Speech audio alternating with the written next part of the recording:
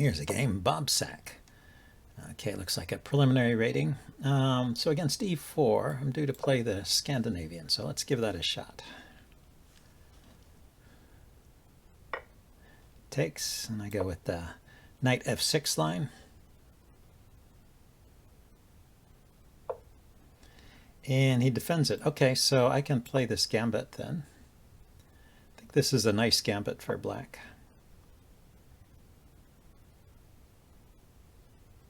He didn't take the pawn. That's the way to... taking the pawn is the way to accept the gambit. Since he didn't accept the gambit, I can just get that pawn back.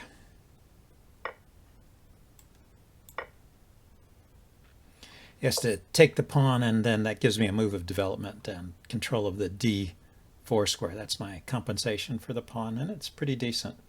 Okay, looks like he's going to go with bishop g2, hit my knight, which will be under defended at that point. But I can take his knight. Might as well increase my development here and control the center with e5. I could retreat.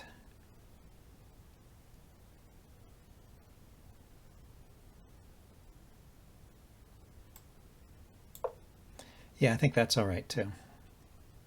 Can still develop with bishop to d3, d6, knight to c6. I don't mind if he gives up his bishop to give me an isolated c-pawn here. It's not a problem.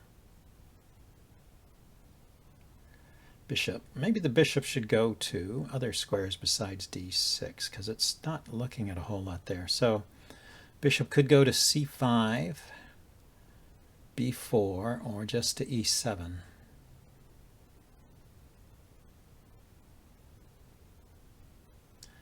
On c5, I guess it'll be a bit of a target. On b4, knight d5 I could take with my knight. Should be okay. And let's see, and he has the check, huh? Play bishop b4, he plays the check. I bring the knight out to block the check and defend the bishop. And he takes my knight off with check. Okay, so let's be more modest and just play bishop e7.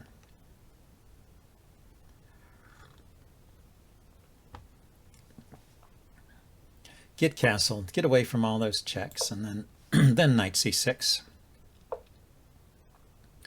And he puts a pawn in the center too. Gets rid of his weakness. Should be a pretty even position then. Ah, so he stops me from playing knight c6 though. That's interesting. But I can put pressure on his knight here. Yeah, I can't allow that knight to stay there.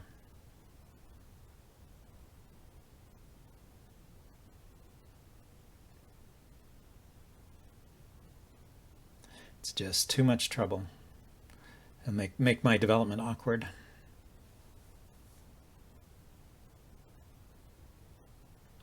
He could just defend the knight, though.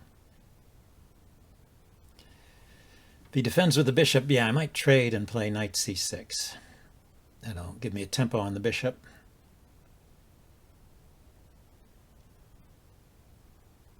And then finally I should be able to develop my light squared bishop.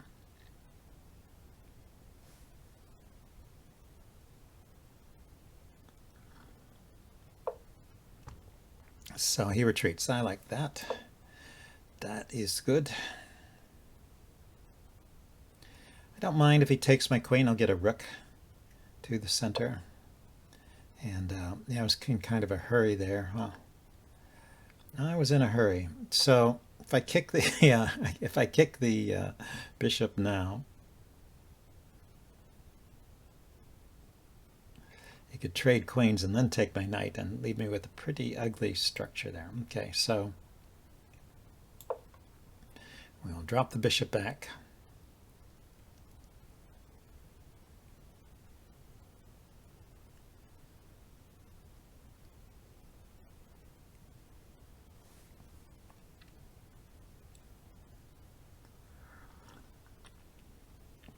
So I guess I wasn't in too much of a hurry. He didn't have the pin until after I could have tried the pin right here, but no, I'm taking his knight. Yeah, so after he retreated the knight, then he has the pin. So I had time to play knight c6. I guess that's all okay for me, though.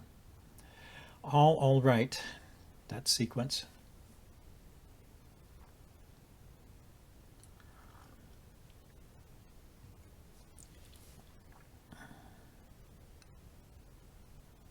So now I am going to kick the bishop with h6. The bishop has no good retreat, so that'll result in the bishop moving away, and then I'll try and figure out what to do with my light squared bishop. Get it out to could go to e6.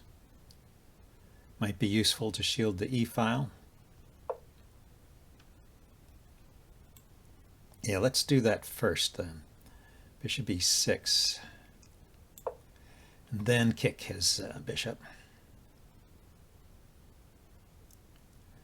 Didn't want any weird exchange sacrifices here and then additional pressure on my knight. Could be a bit awkward.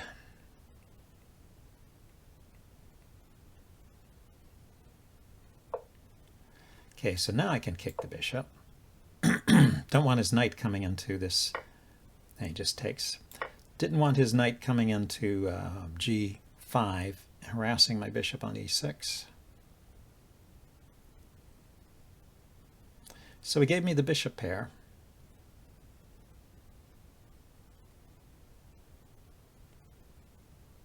He has a step up. He's one step ahead in development with his rook already to the center.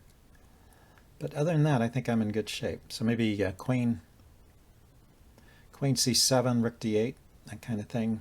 Maybe get some pressure against c3 and defend my knight against the bishop if this knight moves away. It's a very symmetric position, 3 pawns and 2 pawns. The pawn structure is symmetric. Yeah, so he goes queen c2. Good square for him, good square for me.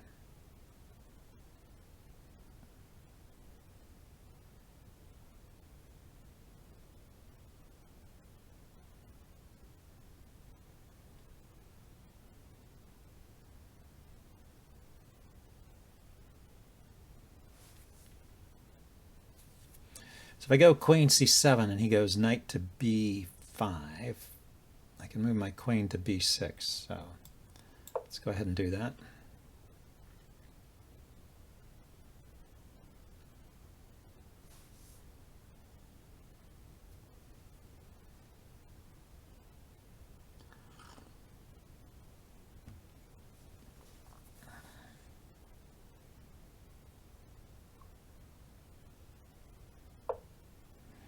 So he brings the knight out there, hitting my bishop.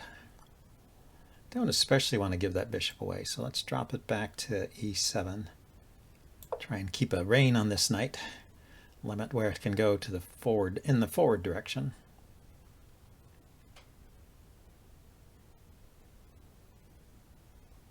Guess I could have considered the pin, but he takes the bishop with check, so the pin would not have been good there. Yeah.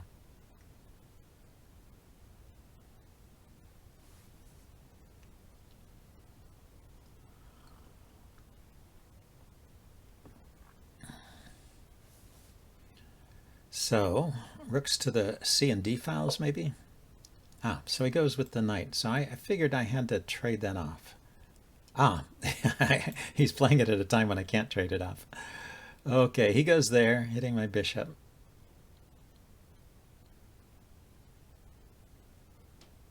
Well, maybe I can. No, it's queen takes queen. I was going to say I take the knight hitting his queen, but of course it's queen takes queen is the answer to that.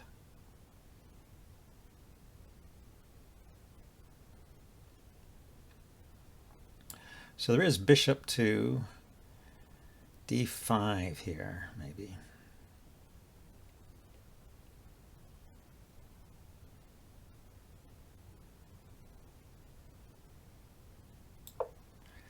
It's going to get a bit awkward here, I think.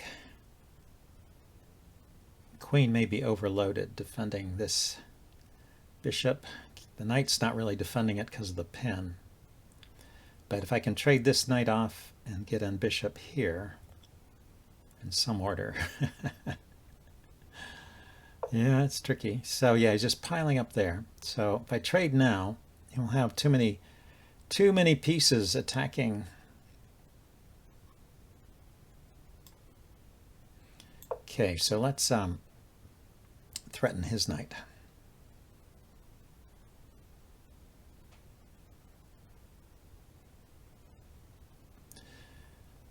I guess I'm threatening bishop takes and then rook takes, but he could take with the queen.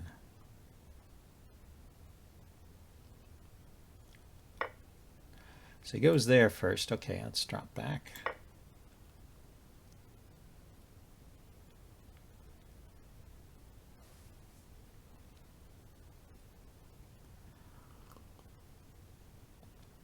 So the bishop is supported by the pawn. I guess he just moves this knight with tempo now. I want to unpin my queen in this position.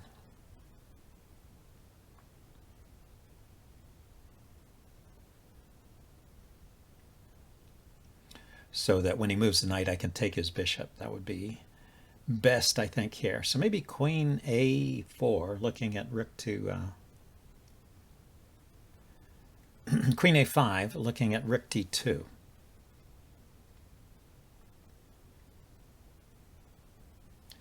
And also maybe just bishop takes knight. Well, it's not necessary. I should wait for that knight to move and then take the bishop behind it. I just need to move my queen out from the pin here. Ah, he stops queen a5. I wonder if we're on the same wavelength here. Okay, as an alternative to queen a5, I have queen here, queen b6. It's also queen to the d file. Where does it go from there? So queen d7 to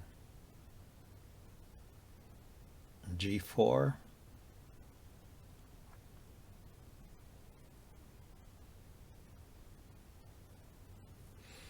I mean, the queen can be hit on d7.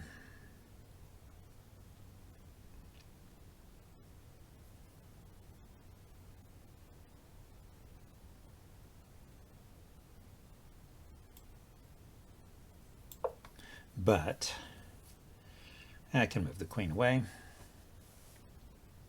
I was worried that the queen might get shut out on b6. He could play knight c5. I take. He takes with the pawn. The queen has to move again. Yeah, maybe that pawn will be a target, though. Or he takes with the queen and we trade down into an in-game where he still has pressure on c6. Couldn't quite calculate that out.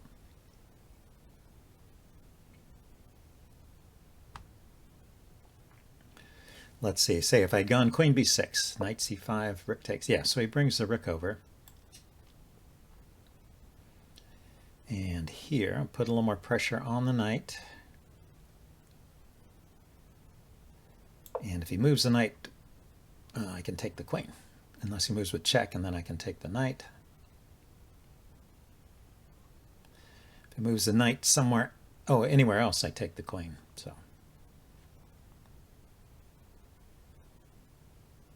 So the fact that I have a loose bishop here now, he can't exploit that, at least not any way that I see.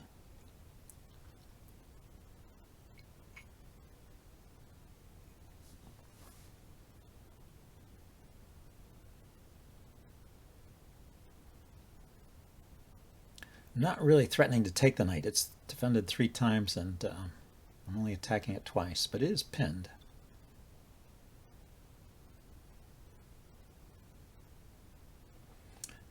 Yeah, maybe I just don't have a good way of exploiting the pin. I could get my bishop out of trouble with bishop to...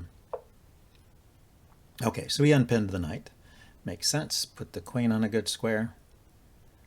Now, what to do? Trade rooks.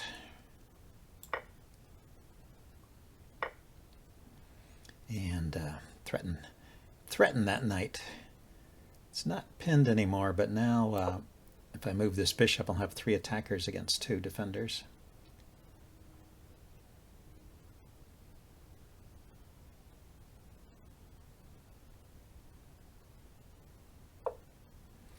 So he jumps in there, hitting my queen. And, so this is, right, this is a scenario I was trying to avoid. He found a way to exploit this. He's hitting my queen and my rook, so I pretty much have to take it.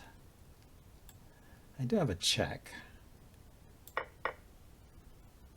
Oh, he took with the rook. So I should check first. He had to take with the rook, right?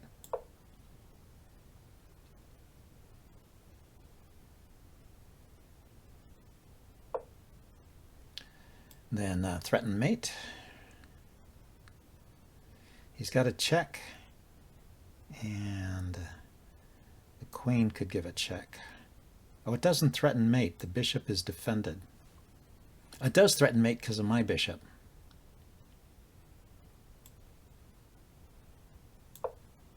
Well, I need to play that.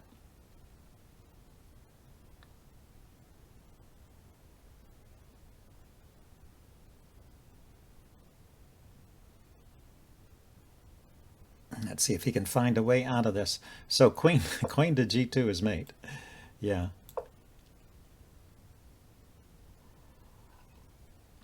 His bishop is pinned. He can check with the queen. The queen defends the bishop, but he needs to keep defending it. I don't see how he defends the g2 square. So I may have gotten him here.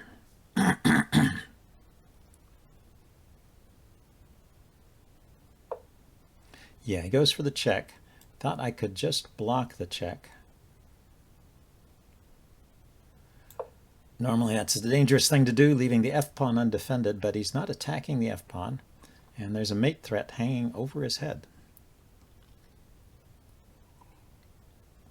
It's a nice one, exploiting the pin on that bishop and making use of my bishop. Yeah, and that's too late. All right, well, that was a nice finish to that game. Kind of an interesting game overall too, very tense and pretty even up to the end. So let's check that out in the postmortem, and I will see you guys later. Bye.